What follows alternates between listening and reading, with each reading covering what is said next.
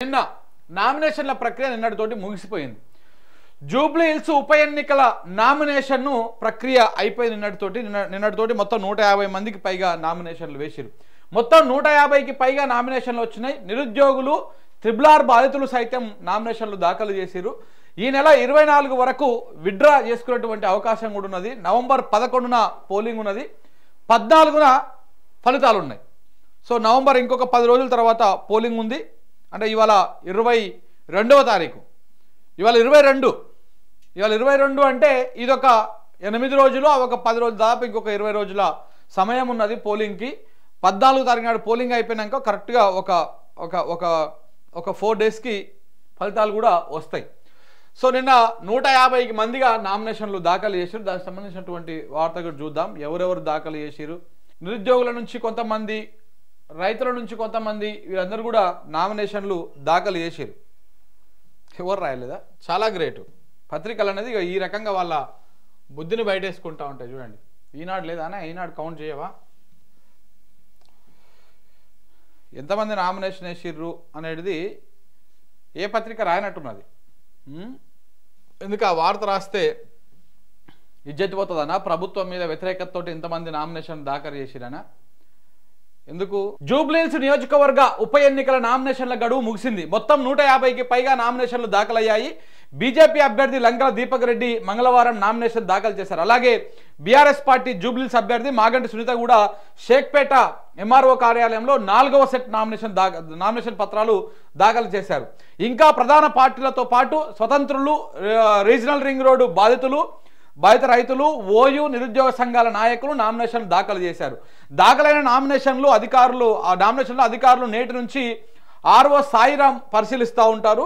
అలాగే నామినేషన్ల ఉపసంహరణకు ఈ నెల 24వ తారీఖు, అంటే రేపేం లేదు, ఎల్లుండి ఉపసంహరించుకున్నటువంటి వాళ్ళు ఎల్లుండి ఉపసంహరించుకోవచ్చు.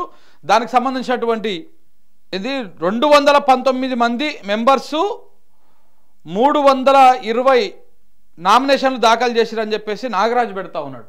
సో అవి కూడా మొత్తం పూర్తిగా డీటెయిల్స్ వస్తే ఆ డీటెయిల్స్ కూడా రాదాం. కానీ నిన్నటి వరకు మనకు అందినటువంటి ప్రాథమిక సమాచారం వరకు 150 మంది అని చెప్పేసి మన వాళ్ళు రాసిరు మన పత్రికలో. మరి చూద్దాం, 320 నామినేషన్లు 219 మంది దాఖలు చేసిరంటే మొత్తము విత్డ్రా చేసుకోగా, రిజెక్ట్ కాగా ఎన్ని మిగులుతాయో అప్పుడు ఇంకా కొంత డీటెయిల్గా రాదాం. ఏదేమైనా నిరుద్యోగులు, రైతులు కూడా నామినేషన్ దాఖలు చేశారు. నిరుద్యోగులు, రైతులు ఎందుకు వీళ్ళు నామినేషన్లు దాఖలు చేసిర్రు? దేనికోసం చేశారు? సరే, Congress plus BRS plus BJP ఇవి ప్రధాన పార్టీలు. వీళ్ళ నుంచి అభ్యర్థులు దాఖలు చేస్తారు. ఇది ఎన్నికల ప్రక్రియ నడుస్తూ ఉంటుంది. మరి వీళ్ళు ఎందుకు నామినేషన్లు వేసిర్రు? రైతులు కానీ నిరుద్యోగులు కానీ దేనికోసం వేసిర్రు?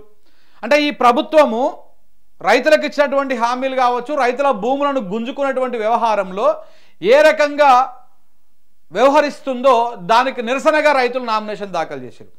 ఒకసారి తెలంగాణ ప్రజలారా, మరీ ముఖ్యంగా జూబ్లీ హిల్స్ ప్రజలారా, మీరు మీ ఎమ్మెల్యేని ఎన్నుకోవడమే కార్యక్రమం లేదు.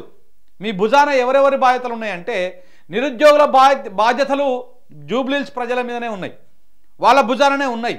మీరు వేసేటువంటి ఓటు జూబ్లీ హిల్స్ ప్రజలు వేసేటువంటి ఈ 3,94,000 ఓట్లు ఏవైతే ఉన్నాయో ఇది ఈ 3.5 కోట్ల ప్రజల ఆకాంక్షల మీద నడుస్తున్నటువంటి ఎన్నికగా మనం చూడాల్సి ఉంటుంది. రైతులు ఎందుకు నామినేషన్ దాఖలు చేసిర్రో ఒకసారి మీరు గమనించండి, ఆలోచన చేయండి. దేనికోసం వేసిర్రు? నిరుద్యోగులు ఎందుకోసం నామినేషన్ దాఖలు చేసిర్రు? వాస్తవానికి కూడా నా నిరుద్యోగులు గెలవరు ఈ ఎన్నికల్లో, రైతులు గెలవరు. వాళ్ళు గెలుస్తందుకు ఏం నామినేషన్ దాఖలు చేయలేదు. ఇది ఓపెన్. వాళ్ళు దేనికి నామినేషన్ దాఖలు చేసి? వాళ్ళు నిరసన వ్యక్తం చేయడానికి. ఈ ప్రభుత్వము దున్నపోతు మీద వానబడ్డట్టు మొండి వైఖరితోటి, నిద్రమత్తుతోటి ముందుకు పోతా ఉన్నది, మొండిగా వ్యవహరిస్తూ. ఉద్యోగ నోటిఫికేషన్లు వెయ్యండి అని చెప్పేసి నిరుద్యోగులు లొల్లి పెట్టుకుంటా ఉంటే, నిరుద్యోగులు ఆందోళన చేస్తూ ఉంటే, నిరుద్యోగులే ఉద్యోగాలు వద్దంటున్నారు అని చెప్పేసి ప్రభుత్వము రాంగ్ పోర్ట్రేట్ చేస్తూ ఉన్నది, తప్పుడు విషయాలను చెప్తా ఉన్నది, ప్రచారం చేస్తూ ఉన్నది వాళ్ళ మంత్రులు, వాళ్ళ మీడియా ఛానళ్ళని వాళ్ళని పెట్టుకొని. సో కాబట్టి నిరుద్యోగులు ఏ రకంగా నిరసన వ్యక్తం చేస్తున్నారంటే ఈ నామినేషన్ల ప్రక్రియ. వాళ్ళు ఏమడుగుతా ఉన్నారు? నోటిఫికేషన్ ఇవ్వండి సార్ అంటే నోటిఫికేషన్ ఇస్తలేరు, కానీ ఎన్నికల నోటిఫికేషన్ ఇచ్చారు. అందుకనే వాళ్ళు నామినేషన్ దాఖలు చేశారు. ఇప్పుడు రైతులు ఎందుకు దాఖలు చేసిరు అంటే ఇప్పుడు RRR ఉన్నది, బేసిక్గా రింగ్ రోడ్ అంటే ఇట్లా ఉండాలి, రింగ్ రోడ్ ఇట్లా ఉండాలి. కానీ RRR ఏం చేసిందంటే ఇటు పావంక లెక్క తిరిగింది. ఎందుకు ఈ పావంకలు తిరిగింది అంటే, ఎందుకు ఇట్లా వంకలు తిరిగింది అంటే, ఇక్కడ ఏదైతే వంక తిరిగిందో ఇటు చక్కగా పోతే వాళ్ళ భూములు పోతాయి, ఇట్లా స్ట్రైట్గా పోతే కాంగ్రెస్ ఎమ్మెల్యేల భూములు, కాంగ్రెస్ నాయకుల భూములు, ముఖ్యమంత్రి గారి కుటుంబ సభ్యుల భూములు స్ట్రైట్గా పోతే ఇట్లా వాళ్ళ భూములు పోతాయి. కాబట్టి పేదల భూములకు వెళ్ళి ఇది పంపిస్తూ ఉన్నారు. పేదల భూములకు వెళ్ళి పంపించుకుంటూ, పేదల భూములకు వెళ్ళి రింగ్ రోడ్డుని పామొంకలు తిప్పుకుంటూ ఈ వాళ్ళ కావలసినటువంటి భూములను కాపాడుకుంటూ ఉన్నారు. అగో దానికి నిరసనగా అంటే పేదలను ఇట్లా మట్టి కొడుతున్నారు, వాళ్ళకి కావాల్సినటువంటివేమో కోట్ల రూపాయల విలువ పెంచుకుంటున్నారు. దాంతోపాటు ఇంకోటి 4th సిటీ అని కడతా ఉన్నాడు, ఏది భారత్ ఫ్యూచర్ సిటీ అని కడతా ఉన్నాడు. అందులో కూడా పేదల భూములు అన్నీ పోతూ ఉన్నాయి.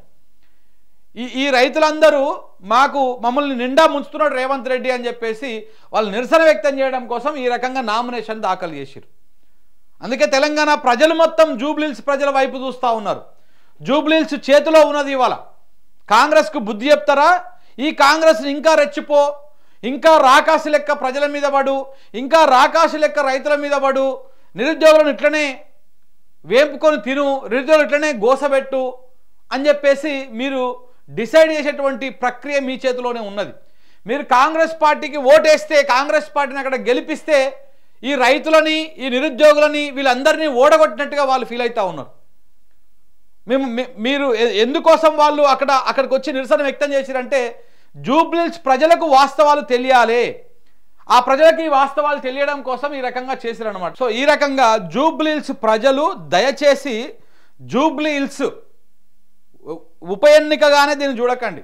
తెలంగాణ ప్రజల అభిప్రాయము, తెలంగాణ ప్రజలకు ఈ ప్రభుత్వం ఇస్తున్నటువంటి పరిపాలనకు ఒక దీన్ని దాని లెక్క తీసుకోండి, ఒక టెస్ట్ లెక్క తీసుకోండి, ఒక మెమోరండం లెక్క తీసుకొని దానికి ఇప్పుడు దీన్ని కాంగ్రెస్ పార్టీకి ఓటేస్తే ఏమవుతుంది ఈ ఒక్క నియోజకవర్గంలో అన్నటువంటి దాంట్లో కాకుండా మీరు మొత్తం తెలంగాణ ఓవరాల్గా ఉన్నటువంటి పరిస్థితిని పరిశీలించండి. మీ మీద నమ్మకం పెట్టుకొని రైతులు వచ్చేసి ఇక్కడ నామినేషన్ దాఖలు చేశారు. మీ మీద నమ్మకంతో ఇక్కడ నిరుద్యోగులు నామినేషన్ దాఖలు చేశారు. ఎందుకు దాఖలు చేశారు? నిరుద్యోగులను మోసం చేసింది ఈ ప్రభుత్వం కాబట్టి వాళ్ళ నిరసనను ఇక్కడ వ్యక్తం చేశారు. నిజంగా వాళ్ళకు ఓటేయమని కూడా ఏం అడుగుతలేరు వాళ్ళు, కానీ కాంగ్రెస్ పార్టీని ఓడగొట్టండి అని చెప్పేసి అడుగుతూ ఉన్నారు వాళ్ళు. ఈ ప్రభుత్వాన్ని ఓడగొడితే ఈ ప్రభుత్వానికి వచ్చే సమస్య ఏం లేదు. రేవంత్ రెడ్డి కుర్చీకెళ్ళి టక్కుని దిగిపోడు, ఏం దిగిపోడు. కానీ ప్రభుత్వం ఇక్కడ ఓడగొడితే దీన్ని ప్రభుత్వం కడుపులో కొంత భయం ఉంటుంది.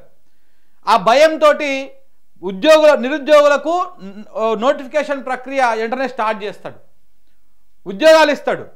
రైతుల భూములు గుంజుకుంటున్నాడు కదా, ఆ రైతుల భూములు గుంజుకుంటే ఇట్లా నామినేషన్ దాఖలు చేసి ఈ రకంగా జూబ్లీహిల్స్లో మా పార్టీ ఓటమికి గురయిండు అని చెప్పేసి కాంగ్రెస్ పార్టీ కొంచెం ఆలోచన చేస్తుంది.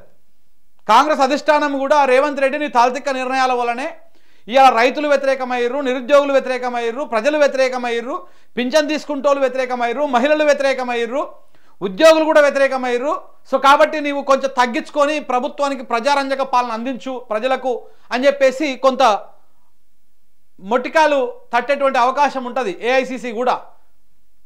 అలా కాకుండా కాంగ్రెస్ పార్టీని జూబ్లీహిల్స్లో గెలిపించేసినట్టుకో ఇంకా వీళ్ళ ఆశల మీద ఇంకా ఏమాత్రం కూడా వీళ్ళ హోప్స్ ఉండవు, ఇంకా అయిపోయినట్టే.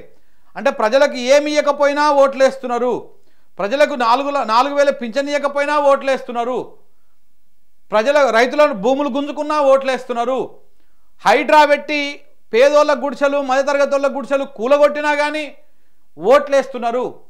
అంటే కాంగ్రెస్ పార్టీ ఏం తప్పు చేస్తలేదు అనేటువంటి అభిప్రాయం ప్రజల్లోకి పోతుంది. ఈ కూలగొట్టుడు వ్యవహారము, ఈ రైతులను ఇబ్బందులు పెట్టుడు వ్యవహారం, ఈ రైతుల భూములు గుంజుకునేటువంటి వ్యవహారము ఇంకింత ఎక్కువ అవుతుంది. అప్పుడు దానివల్ల మనం తర్వాత చేతులు కాలిన తర్వాత లాభోదిభావం మొత్తుకున్న ఉపయోగం లేదు.